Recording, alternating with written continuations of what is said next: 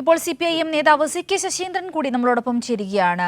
ശശീന്ദ്രൻ, കൃത്യമായ രീതിയിൽ ഒരു വ്യക്തിയെ, അതായത് സാഹചര്യങ്ങൾ മൊത്തത്തിൽ അനുകൂലമാവായി രാഷ്ട്രീയ ജീവിതം നയിച്ചുകൊണ്ടിരുന്ന ഒരാളെ ഇത്തരത്തിൽ അപകീർത്തിപ്പെടുത്തുകയും സൈബർ ആക്രമണം നടത്തുകയും അയാളുടെ ഭാവിയെ പോലും ഇല്ലാണ്ടാക്കുന്ന തരത്തിലുള്ള പെരുമാറുകയും ചെയ്തതിന്റെ അടിസ്ഥാനത്തിൽ എനിക്ക് സാധാരണക്കാരായി എനിക്കിത് താങ്ങുവാൻ സാധിക്കുകയില്ല എന്ന് തുറന്നു പറഞ്ഞ് ആത്മഹത്യയിലേക്ക് പോയ ഒരാളാണ് ജോസ് നെല്ലേടം. അവിടുത്തെ വയനാട്ടിലെ കോൺഗ്രസ് നേതൃത്വം ഒരിക്കലും ഗ്രൂപ്പ് വഴക്കിന്റെ ഒരു ഇരയല്ല ജോസ് നെല്ലേടം എന്ന് പറയുമ്പോഴാണ് ഇപ്പോൾ അദ്ദേഹം തന്നെ ചിത്രീകരിച്ച ഈ ഒരു വാക്കുകൾ നമ്മളിപ്പോൾ കേട്ടുകൊണ്ടിരിക്കുന്നത്. എന്താണ് ഈ വിഷയത്തിൽ താങ്കൾക്ക് പ്രതികരിക്കുവാനുള്ളത്? കോൺഗ്രസിന്റെ തദ്ദേശ സ്വയംഭരണ സ്ഥാപനങ്ങളിലേക്കുള്ള തെരഞ്ഞെടുപ്പിന്റെ സംഘടനാപരമായ തയ്യാറെടുപ്പിന്റെ ഭാഗമായിട്ടാണ് മുള്ളംകൊല്ലി പഞ്ചായത്തിൽ അവരുടെ ഒരു യോഗം നടന്നിരുന്നത്. ആ യോഗത്തിൽ DCC പ്രസിഡന്റ് എന്ന നിലക്ക് ശ്രീ ND അപ്പച്ചൻ പങ്കെടുത്തിരുന്നു. ND അപ്പച്ചനെ അവിടെ കയ്യേറ്റം ചെയ്യുന്ന ഒരു അവസ്ഥയുണ്ടായി.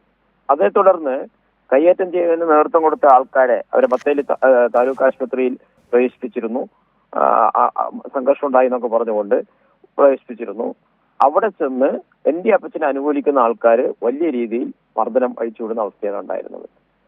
ആ സംഭവത്തെ തുടർന്നാണ് കേട്ടുകേൾവിയില്ലാത്ത രീതിയിൽ, ശത്രുക്കളോട് പെരുമാറുന്ന രീതിയിൽ, യാതൊരു മനുഷ്യത്വവും ഇല്ലാത്ത രീതിയിൽ കോൺഗ്രസ്സുകാർ തന്നെ ഒരു വിഭാഗത്തിന് നേതൃത്വം കൊടുക്കുന്ന ND അപ്പച്ചന്റെ നേതൃത്വത്തിലുള്ള ആൾക്കാരാണ്.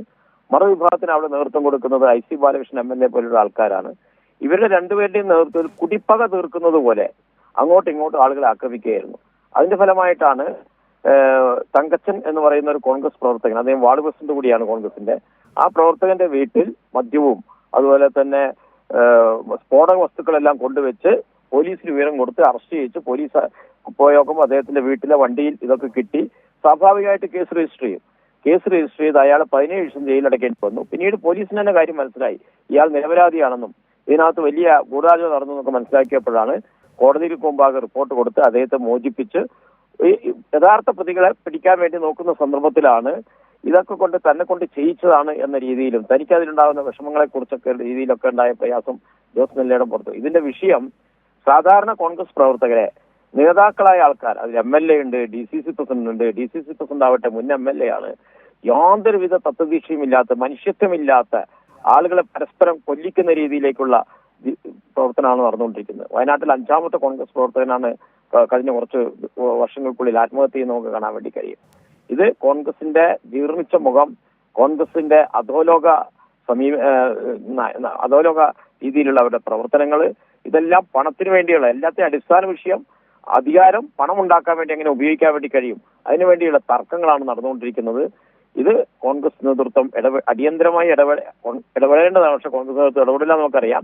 KPCC ഇതിന്റെ മറ്റൊരു ഭാഗമാണ് നമുക്ക് കാണാൻ വേണ്ടി കഴിയും.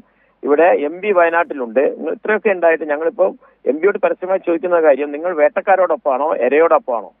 കാരണം ഈ വേട്ടക്കാരായ ആൾക്കാരുടെ ഒപ്പമാണ് MP കാര്യങ്ങളൊക്കെ നടന്നുകൊണ്ടിരിക്കുന്നത്. മരിച്ച വീട്ടിൽ പോകാൻ MP തയ്യാറാവുന്നില്ല. ആത്മഹത്യക്ക് ശ്രമിച്ചിട്ടുള്ള പത്മജിയെ കാണാൻ MP തയ്യാറാവുന്നില്ല. MP ഈ വേട്ടക്കാരോടൊപ്പം നടക്കുന്ന രീതിയാണുള്ളത്. അതുകൊണ്ട് കോൺഗ്രസിന്റെ രാഷ്ട്രീയ പ്രവർത്തനം എന്ന് പറയുന്നത് പൊതുപ്രവർത്തകരെ ആകെ അപമാനിക്കുന്ന രീതിയിലുള്ള, ഒരിക്കലും നമുക്ക് അംഗീകരിക്കാൻ കഴിയാത്ത ജീർണതയുടെ മുഖമായി കോൺഗ്രസ് മാറിയിരിക്കുകയാണ്. ഇതിനെതിരായിട്ടുള്ള നിയമപരമായ കാര്യങ്ങൾ നിയമത്തിന്റെ ഭാഷയിൽ പോകട്ടെ, അതെല്ലാം സർക്കാരുമായി ബന്ധപ്പെട്ട കാര്യങ്ങൾ, സർക്കാരിന് മുമ്പിൽ വരുന്ന പരാതികൾ അനുസരിച്ചിട്ടേ സർക്കാർ ചെയ്യാൻ വേണ്ടി കഴിയും. അല്ലാതെ തന്നെ വലിയൊരു ബഹുജന പ്രതിരോധം നമുക്ക് ഉയർത്താൻ വേണ്ടി കഴിയണം. നാട്ടിൽ അന്തസ്സോടെ പൊതുപ്രവർത്തനം നടത്താൻ എല്ലാവർക്കും കഴിയണം. അതിന് അപമാനമായി മാറിയിരിക്കുകയാണ്. എല്ലാവരും കണക്കാണെന്നൊരു പ്രതീതി ഉണ്ടാക്കാനുള്ള വളരെ ബോധപൂർവ്വ ശ്രമവും നടക്കുന്നുണ്ട്. അപ്പോഴല്ലേ ഈ തട്ടിപ്പുകാർക്കൊക്കെ അവരുടെ കാര്യങ്ങൾ നടത്താൻ വേണ്ടി കഴിയും. ഏതായാലും ഇത് ജോസ് വെളിപ്പെടുത്തിയ കാര്യങ്ങൾ, ജോസ് ഒരു കത്ത് എഴുതിയിട്ടുണ്ട്. ആ കത്തിലെ വിശദാംശങ്ങളും കൂടി പുറത്തു വന്നാൽ കുറേയും കൂടി ചിത്രം വ്യക്തമാകും. എന്നിട്ട് DCC പ്രസിഡന്റ് പത്രസമ്മേളനത്തിൽ പറയുന്നത് ഇതെല്ലാം CPMന്റെ ഭാഗത്തുണ്ടാക്കിയെടുക്കുന്ന ഒരു ഇതാണെന്ന്.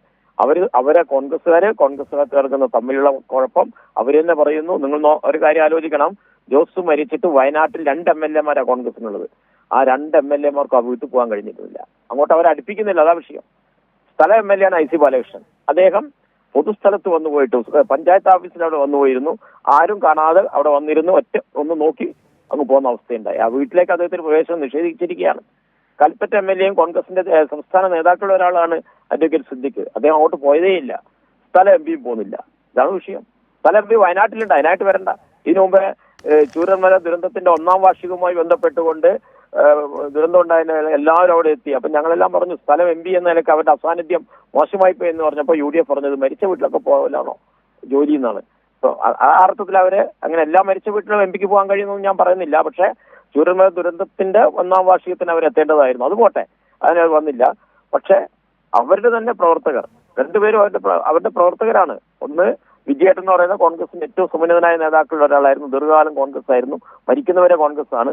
മരിക്കുമ്പോൾ എഴുതി വെച്ച കത്ത് പോലും കോൺഗ്രസ് നേതൃത്വം ഇടപെട്ട് പരിഹരിച്ചില്ലെങ്കിൽ മാത്രമേ എന്റെ കത്ത് പുറത്തേക്ക് വിടാവൂ എന്ന് മക്കൾക്ക് എഴുതി വെച്ച ആളാണ് വിജയേട്ടൻ. അദ്ദേഹത്തിന്റെ മരുമകളാണ് അല്ലെങ്കിൽ മകന്റെ ഭാര്യയാണ് ഇപ്പോൾ ആത്മഹത്യക്ക് ശ്രമിച്ചിരിക്കുന്നത്. അവിടെ ഒരു ആശ്വാസവാക്ക് പറയാൻ ഈ നേതാക്കൾ ആരെങ്കിലും പോട്ടെ? ആരും പോകുന്നില്ല. MP പോകുന്നില്ല. ഇതാണുള്ള വിഷയം. ഇത് വളരെ ജീർണതയുള്ള വളരെ ഗുരുതരമായ വിഷയമാണ്. സമൂഹം നല്ലപോലെ ചർച്ച ചെയ്യേണ്ടതാണ്.